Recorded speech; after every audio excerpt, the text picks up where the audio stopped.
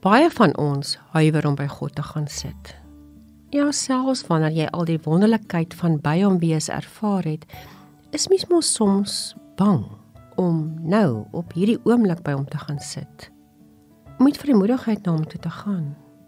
Ons is immers die meeste van die tyd in ons eerlikheid baie bewus van ons foute, ons onperfektheid, ons selfsug, ons nie soos sy kind lyk nie.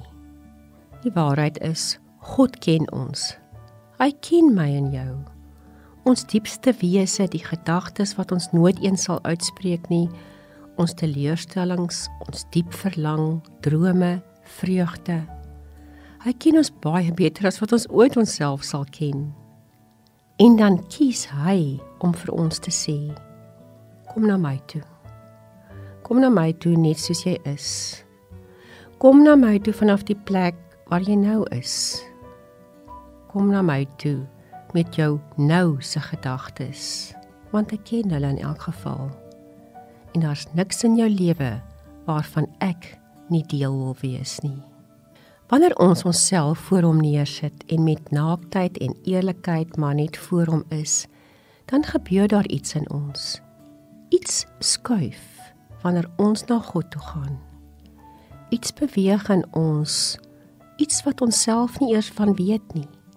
Iets beweeg ons om ongepoets, ongegrimeer en soms onafgerond by hom te gaan sit. Wanneer ons by hom sit, mag ons dalk meer bewus word van ons onne, die dinge wat ons anders sou wou doen of sou wou wees. En dis nie 'n slegte plek om te wees om ons eie waarheid te erken nie. Maar dan, daar in ons onwees, sal ons ook ervaar dat hy ons nie onaangeraak laat nie. Dat ons in die net wees, in die praat met hom, in die huil, die lag, die dankbaarheid, die wees net by hom, meer bewus word van sy goedheid, vrede en sy genade wees. Dawid was in baie opsigte 'n onperfekte mens. Hy was superdapper, 'n uitstekende skrywer en 'n man van aansien. Maar Dawid was ook 'n bedrieger en selfs 'n moordenaar. Tog het Dawid geweet dat hy in en met alles na God toe kan gaan. Hoe mooi skryf hy in Psalm 145 vers 18. Die Here is naby almal wat hom aanroep, vir almal wat hom in opregtheid aanroep. In Psalm 139 vers 13 skryf hy, U self het my diepste wese gemaak, my in my moederskoot gevorm. Psalm 103 vers 8.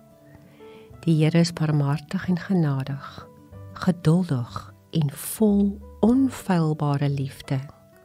En dan in Psalm 34 vers 18, wanneer mense roep om hulp, hoor die Here, uit al hulle moeilikheid red hy hulle.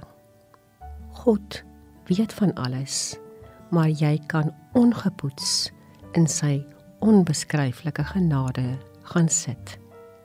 Altyd. Kom ons bid. O heilige God, wie is ek om voor U te verskyn? Wie is ek om dit te waag om met U te praat? Wie is ek dat U my ooit in U teenwoordigheid toelaat? Soms weet ek self nie, maar U weet. En U omhels my net soos ek is. O Here, so baie dankie daarvoor. Vandag kom ek na U toe, onbevange en onbevrees. Amen.